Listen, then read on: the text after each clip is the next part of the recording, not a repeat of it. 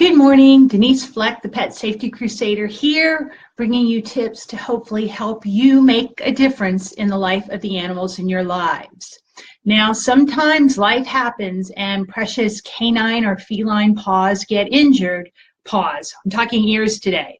Sometimes precious canine or feline ears get injured and we have to jump to the task to help. Now, if it's a small cut or a scrape, what we want to do is go to our handy dandy pet first aid kit and get out our chlorhexidine. Sometimes it goes by the name of Hibiclens, Hibiclens. But what I'm talking is antibacterial soap. And we want to wash that wound if it's something small, if it's not bleeding at all or just oozing, and clean it out. Then we will most likely need to put on a triple antibiotic ointment, something along the lines of a Neosporin type product. Generally, for any type of wound on our dogs or cats that's small like that, and we're going to put some sort of ointment on, I do prefer creams to gels if at all possible, simply because they soak into the skin more quickly, and we know our furry best friends are more likely to lick any kind of wound that there is. So it's a good idea if you have some blunt nose scissors that you trim away any fur, and after the wound is well cleaned and you dry it off with some of your gauze squares, that you put just the smallest amount of possible of the antibiotic cream on to let it soak in, and keep an eye on it to make sure it heals. But what I want to talk about today are ears. And ears can actually bleed a whole heck of a lot. And when we're trying to minimize blood loss, there are basically 3 steps for any part of the body, whether it be human, canine, or feline, and that is to apply direct pressure, generally by placing a gauze pad over the wound, elevating, if at all possible, making that portion of the body that's bleeding higher than the heart to prevent blood from, leaving the body, to minimize that blood loss and allow the animal's body time to clot. And then thirdly, if it's on one of the appendages, one of the legs or the tail, we press on a pressure point. A pressure point is a major artery, and by just closing down that straw, so to speak, like if you had your Starbucks or your Jamba Juice straw and you squeeze it down, you're not going to get the good stuff to flow through. So we're going to just squeeze down on those arteries and minimize the blood transferring to that portion of the body, and then hopefully allow the animal's body time to clot. Hey, Robbie, thanks for joining in this morning. But what we're talking about today are the ears, and because it's at the head of the pet, near the brain, some of those things we aren't going to do because we don't ever want to minimize blood to the brain, because we don't want to lose any brain cells in the event of another emergency. So when ears bleed, what we're going to do is we're going to apply direct pressure. We basically have our elevation going as long as we're keeping the pet's head higher than the heart, but we're not going to press on any pressure points, nothing around the carotid or anything that would minimize blood to the brain. In the case of ears, my tips are basically think opposites. And what I mean by that is if you have a floppy-eared dog, downward ears, we're going to flip up onto the top of the head to provide direct pressure. So a downward ear goes up wherever it falls naturally on the top of the head or the back of the neck. An upright ear on a German Shepherd or on most of our kitty cats has a lot of cartilage in it. We don't want to bend that back against the cartilage, but what we're going to do is press it down. So down goes up and up goes down to apply the direct pressure. Depending on how stiff an upright ear is, you may pack it with a lot of gauze so that you're not bending it too much, but that you have something to press that ear against, or maybe, just more towards the side of the face, depending on the pet. Every ear is different, every breed is different, so you go by the guidelines where you're causing no pain and doing the best you can for your pet. But that is what I mean by thinking opposites. Now here we have a downward ear dog, so whichever side of the ear is bleeding, that's where we're going to apply the gauze. Since he's downward, we're going to flip it up to apply direct pressure by basically applying pressure to the top of the head, the crown, the skull, whatever you want to refer to it as. If it bleeds through, we can add more gauze on top. If it bleeds through, we can add more gauze on top. As you guys have probably all heard me say before, if we suddenly have a great big wad of bloody gauze, it really doesn't matter unless you have any humans in the vicinity that are getting weak and, you know, woozy because of seeing blood. And what's probably best to do is send them to go get a newspaper or a bucket of water or just something to get them away, because any emotion they're expressing, the animal's going to pick up on, and you already have a stressed pet who isn't feeling well. But basically, there's no need to remove that unless you choose to. And if you do choose to remove that bloody gauze, don't remove that first layer you had put on.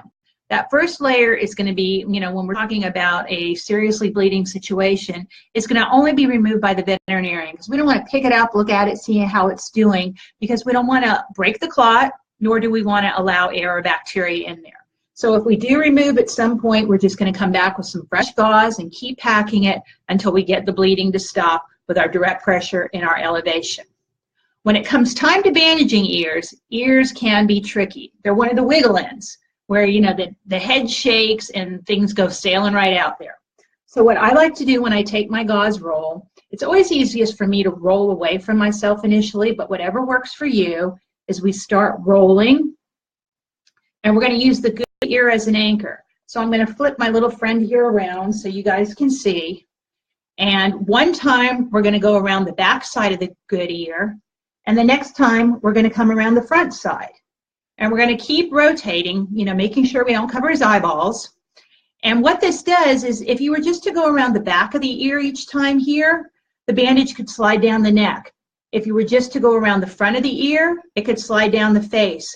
By using that good ear as an anchor, that's literally what we're doing. We're anchoring this bandage in place and helping to keep it on. Any tricks we can come up with to help our furry friends stay with their bandages in place to minimize the blood loss and prevent infection from getting in until we get to professional veterinary help is, you know, 4 paws up. We're doing a good job here. After you get that sufficiently wrapped, you can certainly use adhesive tape or your flexible stretchy wrap, but just remember, never too tight. Although most books say the signs of bandage being too tight is that the skin turns blue, on our furry friends, we rarely see that. So what we're going to notice is swelling on either side of the bandage or coolness below it, meaning it's not getting sufficient blood flow. And especially here at the head and around the neck, we want to always make sure that we can get at least a finger in sideways all the way around, that it's not too tight. Another item that's really good to help keep this in place in case they start shaking their heads, which they probably will because it's uncomfortable, it's itching, or it's in pain, you can get veterinary sleeves, or I should call them just medical sleeves, those stretchy sleeves at medical supply stores. But hey, that's what old pantyhose is for. Here's a thigh, and it can very nice and comfortably go over the eyes in one piece. As long as it has a lot of lycra and elastic still in it, it'll probably do a much better job of keeping that in place than gobs and gobs of tape. Depending on the size of your pet, to your first aid kit, add some old socks or footies where you cut off the toe, and it can be the same type of thing. Hey, Norma, thanks for tuning in. I know you've helped your dogs in the past after learning first aid. But just little odds and ends like this in your first aid kit can be super helpful. I've recently come across a product I just wanted to share with you. It's called the No Flap Ear Wrap. And I believe that's their website too, noflapearwrap.com. And actually, Norma, since you're on, this almost looks like our mutual friend Emma Zen, but it's not. But it kind of reminds me of her. And here's what one looks like. This is what it looks like. It looks like this crazy contraption, but it's actually very simple to use, and it's got some super duper Velcro on it that makes it fabulous. So what you do is you put kind of the hood here over the head, and you can brace it first by going around the neck with the Velcro. Very simple to put on, even if I'm doing it backwards here today. And then this goes around the head. And you see, once again, we've got this super duper Velcro, and it looks like the doggy has his little, as my grandmother would have said, babushka on, but it'll help keep the bandage in place, and it's really going to be hard, even if you start scratching with the paw, for him to get at it. So there are even more secure things here. There's extra Velcro to make it even tighter here, and a little clip around to make it just fit a little bit better. But I just came across these recently. It's really a cool little thing to help keep it in place. So good to know about, always wanting you to add, you know, additional things to your pet first aid kits to better help your pets until you can get to veterinary help.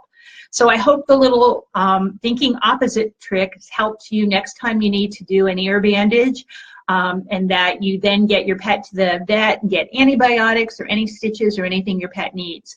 One other thing on this note is sometimes dogs get what are called a hematoma, and especially those pets with the longer flappy or ears. Sometimes just from shaking or scratching with their own paw, they'll hit on the side of a door or table leg or anything, and they actually get internal bleeding. You don't see the bleeding on the outside, but the ear pocket fills up with blood.